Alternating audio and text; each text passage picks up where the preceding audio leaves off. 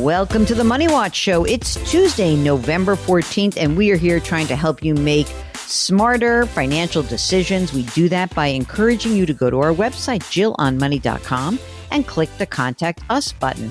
When you do that, a form will pop up, and if you're shy, you don't want to come on the air, make sure that you give us lots of detail. If you do want to come on the air, you can go light on detail and then check the box. Mark will do everything else. While you're on the website, check out all of our great content. We've got a blog. We've got the video portion. We've got resources, and the free weekly newsletter comes out every Friday. Mark does a fantastic job with that. Just got such a nice note about how somebody loves Mark's weekly newsletter. So I love it if they love it. You can also subscribe to the Jill on Money live service. That's where you have access to quarterly live webinars and more bonus video content. Next up for the webinar series, we've got Dan Forbes. We're going to be doing year-end tax and financial planning with a certified financial planner, and not any certified financial planner, the guy who I actually trained. He'll give you a lot of fun stories. That being said, we really do hope you join us. It's $35 for 12 months. So you get those 4 quarterly live webinars, all the bonus content, and you can check out all the other stuff that we have done previously that lives behind the paywall. Okay, right now, let's go talk to Sheila, who's on the line from Northern California. Hi, Sheila. How are you? Hi, Jill. How are you? Fantastic. What can we do for you today? Okay, so here's the situation. I'm 56 and a half, and I live in Northern California, which is very expensive. And although I love it here, I don't think I can afford to live here once I retire. So wait a second. If you had all the money in the world, you'd want to stay, right? If I had all the money in the world, I'd split my time between Malibu and New York City. Oh, I love that idea. Okay. All right. Well, but that's not on maybe not on the horizon right now. Hopefully if something happens, but that's not how we do our financial planning. Okay. So you're 56 and a half right now. And are you married, partnered, single? I am divorced and so single. Are you working still? I am working. How much do you earn, Sheila? I earn $140. And are you contributing to a retirement account? I put in 17% and my employer puts in 6%. Okay. How much do you have saved so far in retirement? So I have $400 in a 403B. Mm-hmm. I have $160 in a 401k.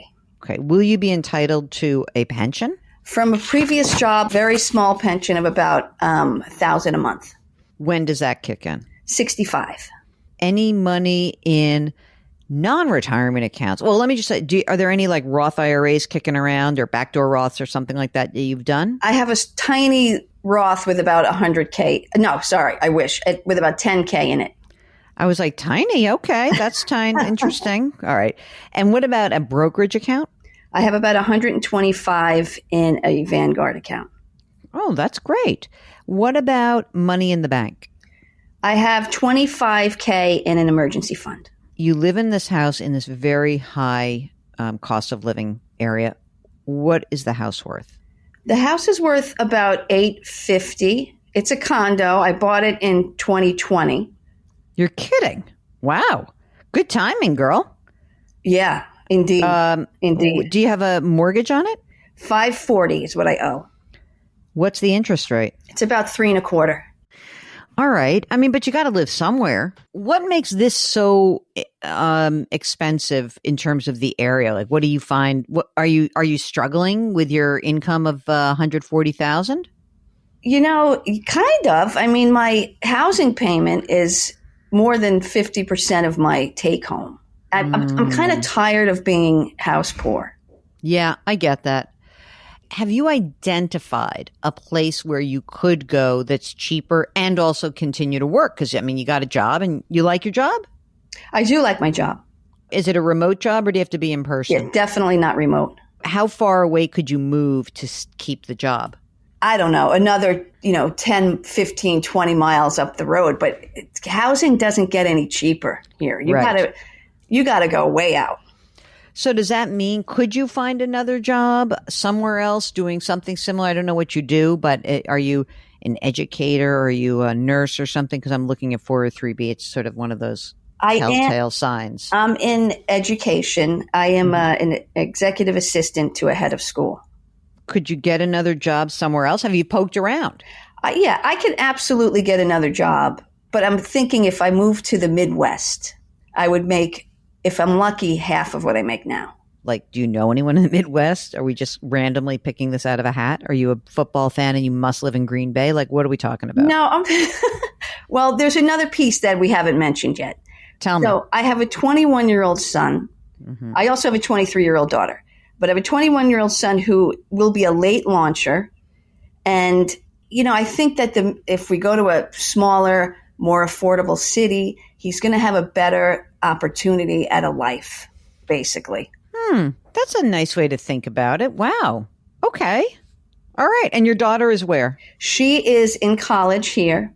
But it doesn't matter if you move, like, for her, right? No, she's a Cali girl. Like, she's not moving. Okay. All right. When you say Midwest, what are you thinking? Like, you've obviously done some research. So tell us a little bit about what you're thinking. I'm thinking about Michigan. Okay. Good manufacturing jobs for my son. Okay. I could buy a house for cash. It's not too red, kind of blue. I mean, I don't know. Those things are important to me. Mm-hmm. There's, you have Lake Michigan. It's very beautiful. Yeah. I think, Jill, the Midwest is the play. Mm-hmm. Because I can't afford, the Northeast. The South is too hot and overcrowded. So that's what I'm thinking. Okay. And so let's play this out a little bit. So before you buy a house, because who knows what, maybe you'd want to buy a house, but maybe you just would like chill out and see if you like it before we make the plunge into buying a house. Maybe you'd rent for a year. What the heck, right? Right. So you sell your condo, you have your 300 grand or so, right, in cash out. You leave it. You don't mess around with it. You put it in literally you put it in like a 1-year CD. Okay. You don't do much more than that because you want to give yourself a year to see what you want to do and where you'd like to go. Because you might be like, you know what, I'm going to move to Ann Arbor. And then you get to Ann Arbor and you're like, ugh, I'm not into this that much. Or I want to move to Detroit, or I want to move to a suburb, wherever it is. Or I want to move to Grand Rapids. And you have to find your way. You have to find your way. That's what I would say. Right. So presuming that you did that, and then you got a job, not for $140,000, but more like, I don't know, $80,000. And, the rent would be cheap. You'd float that for a year. You'd probably, I wonder if you would be able to contribute to retirement at that point. It's not the biggest deal in the world if you don't, for like a year. You know what I mean? Like until you get your feet grounded. Would you be willing to work for, like another 10 years? Yeah, I could do that. I mean, if you get a job that's like kind of like something you like, it's a new adventure, you're there, you get your son will be settled. And then if we looked at your Social Security at your full retirement age, do you know what that number is? Well, at my current salary, it's like at 67, it's about 36, I want to say. And then at 70, it's 39. If you looked at your expenses that were not house related, what do you think you need to spend on an annual basis? In other words, take the house out of it because now we're going to reduce your taxes and you're not going to have a mortgage payment. You still have upkeep, right? You have to do something, but it won't be as much. What do you think your expenses will be?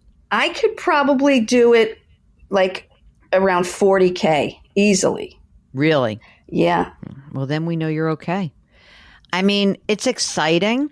If you feel like you're ready to do this, I think that doing a ton of research, seeing like who you know in some place. I feel bad. Like I don't want you to move without a friend. Is there any place where you have some friends? I know a lot of people from Grand Rapids.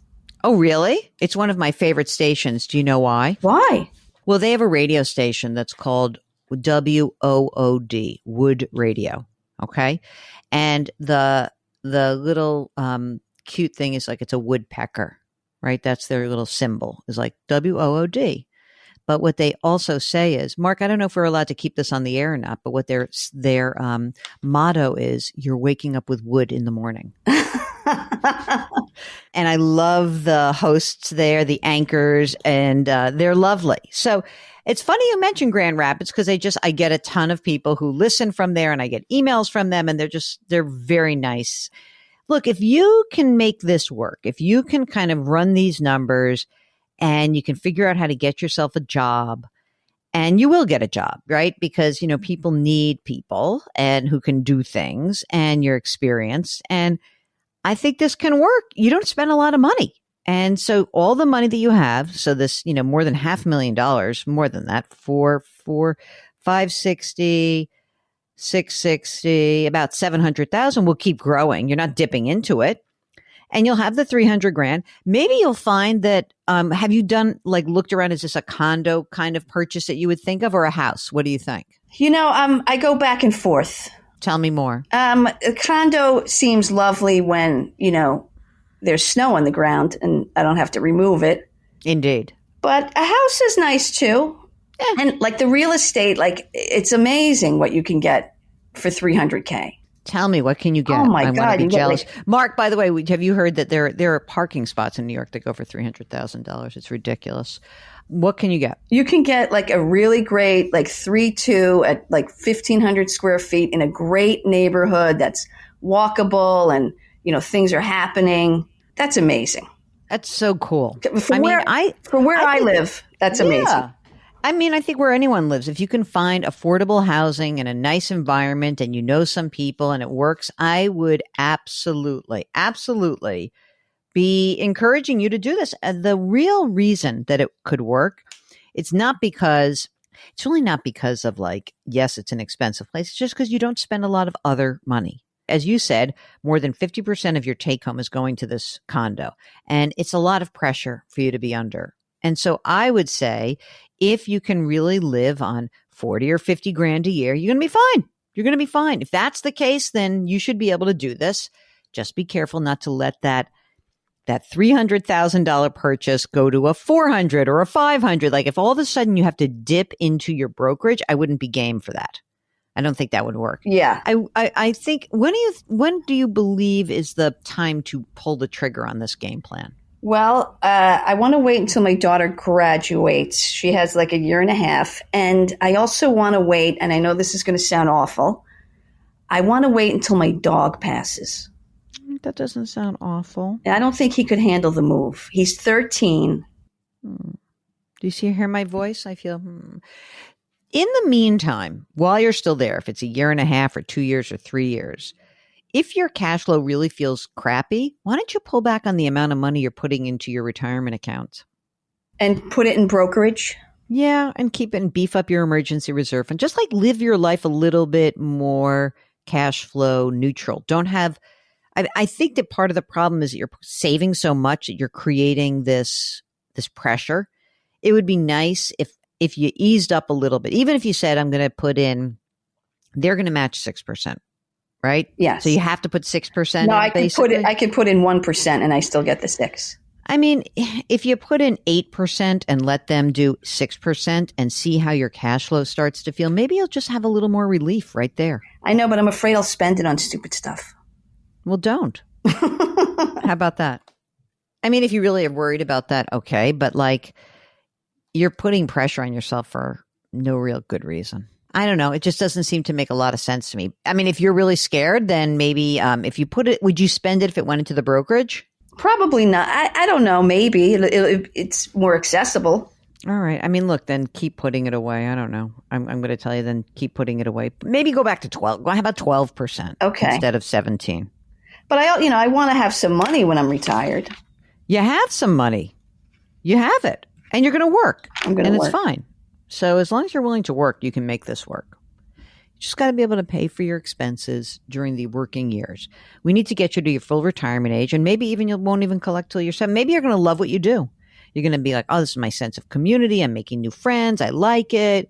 I don't know. I'm making this up, but I never know. That's the attitude that I have, actually. Good. Then, yeah, keep working, and I think you're in good shape. Do you have estate documents done? Not really. I have a will, but I haven't really redone it since my divorce. I think you should redo it. It's on my list of things to do. Put that higher. Let's move that up. It might be like this. It was like, buy turkey for Thanksgiving. Do estate planning. Something like that. Will you do that? I think this is a great plan. I kind of dig the idea of being mobile, mostly because I am a wimp. I probably wouldn't do that. I don't know. Like, it's an enchanting idea to have a midlife, maybe even 5/8 life, a move that takes you into a whole new world. It's kind of like a boost. You know, you say you're doing it for your son, but maybe it'll be really good for you too. This is the way I'm thinking about it. I'm open to a new adventure. I love this. As far as I'm concerned, Sheila, this is a good idea, and just go slow. And we're here if you need us. Sign it up for the free weekly newsletter at JillOnMoney.com. Subscribe to Jill on Money Live at JillOnMoney.com. And of course, you can buy my book, The Great Money Reset. Mark Talercio is the co-host and executive producer and the king of all things web here. We are distributed by Paramount Global. We drop our episodes Tuesdays and Thursdays. Please leave us a rating and review wherever you listen and try to lift someone up. Change your work, change your wealth, change your life. Thank you for listening, and we'll talk to you on Thursday.